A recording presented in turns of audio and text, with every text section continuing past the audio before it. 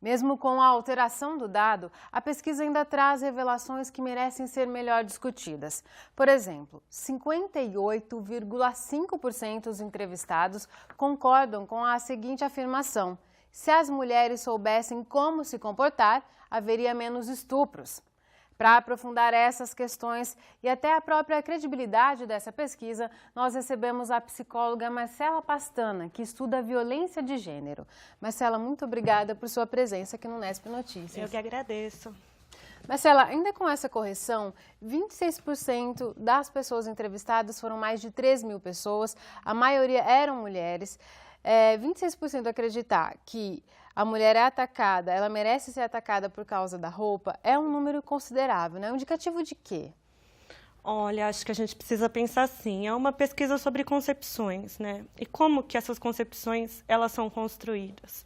Como elas são apreendidas? Porque eu considero que mesmo para quem não concorda com a frase, é uma frase que soa comum, é uma frase que soa natural no dia a dia, é uma coisa que a gente escuta muito, porque uma frase tão absurda era para causar estranhamento, né? Como que alguém pode merecer ser atacado? Ou como que um comportamento feminino pode causar o estupro, né? Então, eu acho que a gente precisa pensar em como essas concepções são apreendidas. Eu gosto de imaginar assim, imagina que aqui no estúdio nós temos um menino de 7 anos e uma menina de 7 anos. Se o menino está agitado, ativo, fazendo barulho, até um pouco agressivo, a gente vai dar uma risada, vai dizer assim, poxa, que meninão, que machão. Agora, já para a menina, se ela estiver agitada, se mexendo muito, fazendo barulho, é muito comum que se vire e fala, senta ali quietinha, fecha a perninha, se comporta como uma menina. Você precisa ser mais delicada. De comportamentos de homem e mulher que são construídos desde a infância. Desde a infância. As meninas sempre, você precisa se comportar, você precisa se corrigir. Se você não for delicada, ninguém vai gostar de você. Então, com essa ameaça, porque ela precisa ser aprovada, ela precisa receber essa atenção. Enquanto para o menino, quanto mais espaço, mais barulho, mais ele se impor, aí ele mais corresponde a esse modelo. Então, quando a gente chega numa frase, as mulheres não sabem se comportar, se as mulheres se soubessem se comportar, a gente precisa pensar, poxa, como assim? O que é se comportar? Saber se comportar é se comportar com respeito. E respeitar isso, ter as mesmas possibilidades para o homem, as mesmas possibilidades para a mulher. Por que teria um comportamento que seria adequado para o homem e não para a mulher? Que seria valorizado no homem e não na mulher, que causaria agressão em alguém. Eu acho que a gente precisa pensar nisso. E essas concepções, Marcela, elas estão na base do que a gente define a nossa sociedade como uma sociedade machista? Sim, é essa a definição do machismo. Pensar que essa divisão entre feminino e masculino significa que o que é possível para um não é possível para outro. O que é valorizado para um não é valorizado para outro. Por que que ser homem ou ser mulher vai delimitar o que eu posso ou não fazer? Onde eu posso ou não andar? O que eu posso ou não vestir? Se eu mereço ou não sofrer violência? Como ser mulher pode definir eu poder sofrer violência? Inclusive, a sensação é de que essa postura machista ela está arraigada até no ponto de vista das próprias mulheres, né? Com essa pesquisa, muitas se manifestaram e no fim de semana uma jornalista veio a público e contou um relato do que ocorreu com a mãe dela. Há 20 anos a mãe dela foi brutalmente assassinada e ela estava sozinha à noite num quiosque e ela foi violentada e ela relata que no dia do julgamento da mãe dela, a própria promotora, uma mulher, virou e falou assim, mas ela estava sem sutiã naquele dia. Ou que uma mulher estava fazendo sozinha num quiosque à noite. Quer dizer, é como se a culpa estivesse na vítima em ter despertado a atenção do possível agressor, né? Esse aprendizado sobre o machismo, ele não está na educação só dos homens, muito pelo contrário. O aprendizado sobre o machismo está na educação dos homens e mulheres.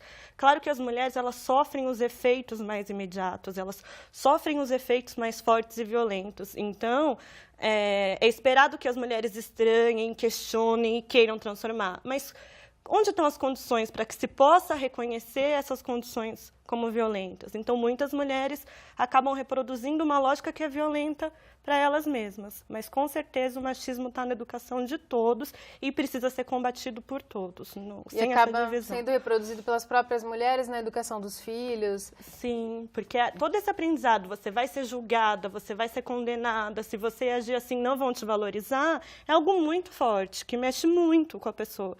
Então, assim, se não tiver esse espaço no decorrer da educação para questionar, para refletir, isso vai ser reproduzido. E a própria jornalista que começou com essa campanha, né, Eu Não Mereço Ser Estuprada, ela recebeu ameaças, inclusive com fotos de homens que falavam, eu já estuprei, vou estuprar de novo. A gente pode considerar esses casos como patológicos até, Marcela? Eu acho que se a gente pensar no exemplo que eu dei no começo, né, os meninos, os homens, na adolescência, antes, eles aprendem assim, ser homem, o que define o homem, homem que é homem tem muito desejo sexual. O homem se define pelo desejo, né? Um menininho que olha para um outdoor e diz gostosa, ele é valorizado, uma criança.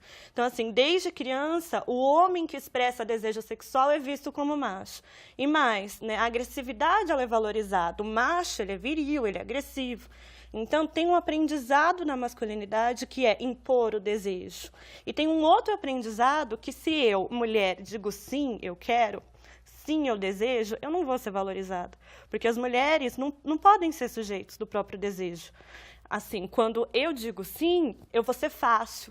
Quando eu digo sim, eu não estou me dando ao respeito. Então, o não da mulher, quando a mulher diz não, isso não é visto como expressão da própria vontade. Isso é visto como um charme, uma estratégia de sedução. Então, se eu falo assim, não, insiste mais, pressiona mais, é visto como papel masculino insistir, pressionar, e é visto como papel feminino resistir. Então, quando a gente vê que chega nesse ponto da ameaça, chega nesse ponto de parecer natural dizer vou estuprar mesmo, estupro mesmo, eu acho que patológico é o nosso modelo de masculinidade que incentiva, que o homem que é agressivo, que o homem que impõe o desejo desrespeitando o desejo da outra pessoa, assim, aí ele é macho. Quer dizer, esse modelo que precisa ser revisto com urgência, Com né? urgência, com urgência. Marcela, só para a gente encerrar, que o nosso tempo já está esgotando, em relação à credibilidade dessa pesquisa, você acredita que da maneira como as afirmações foram colocadas, a maioria eram afirmações para as pessoas concordarem ou não, já induziriam a esse caminho, ou a pesquisa é mesmo um reflexo da nossa cultura? Eu penso que essas frases, como era uma pesquisa sobre concepções, as frases foram elaboradas, inclusive, com ditados populares, por serem ideias que circulam.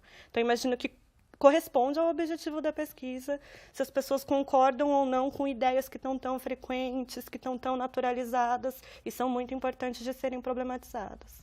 Tá certo. Muito obrigada por contribuir com essa discussão aqui no Nesp Notícias. Eu que agradeço.